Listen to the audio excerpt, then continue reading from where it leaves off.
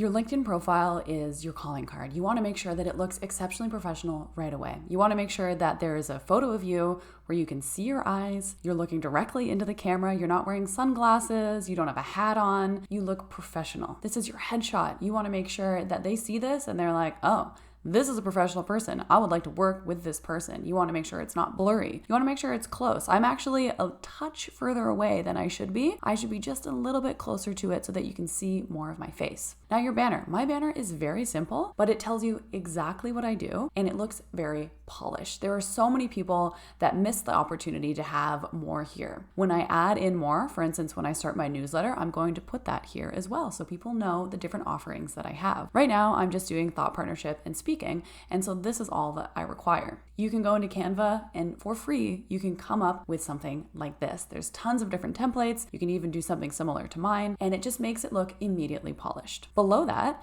you have your headline, empowering you with tips on effective communication. So that's what people are seeing when I comment on things. You want to make sure that is very clear. I personally like adding little emojis here because I find it draws the eye. It makes it a little more interesting. But you want to make sure that within your headline, your ideal client is being like, oh, that's me. That's me. That's me. Your whole profile should be shouting to your ideal client that this is the place that I'm meant to be. This is the person I should be connecting with. Another thing that people tend to miss is right here. You can say how to say your name. Yes, of course, if you have a difficult name, especially a good idea, but it's another chance for you to have a little bit more personality involved. So let's listen to mine. Kat Jovi, it's a pleasure to meet you.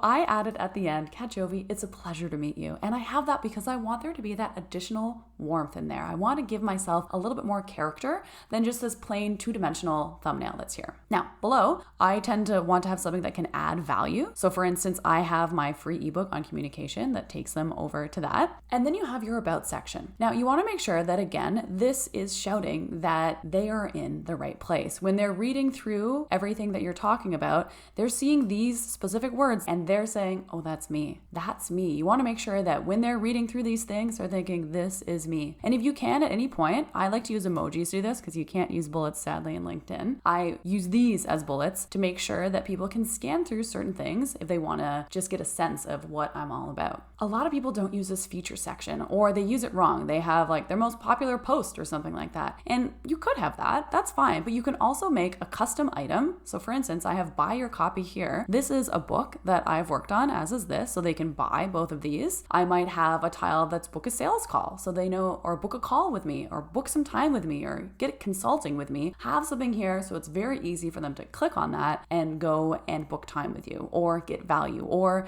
dive deeper into tips on difficult conversations. Maybe I'll start with this free ebook and see if I like this person. And then the last one I like to mention is recommendations. Recommendations is also a great place to go. It's sort of like personal testimonials. I love to reach out to old coworkers, old bosses, or really anyone in my network and ask them to give me a recommendation. Generally, when I reach out, I give them a template. So I say, oh, you could say something like this or whatever feels natural to you because I want it to be easy for them. Sometimes I'll even mention, I would love it if you could talk about X. Maybe there's a certain way you guys have worked together, about my communication and collaboration when we worked on said project together. Direct them a little bit to make it easier for them. You don't want them to have to do a lot of heavy lifting. It'll make it more likely that you'll get a recommendation from them. And those are your little bonus tips. Good luck.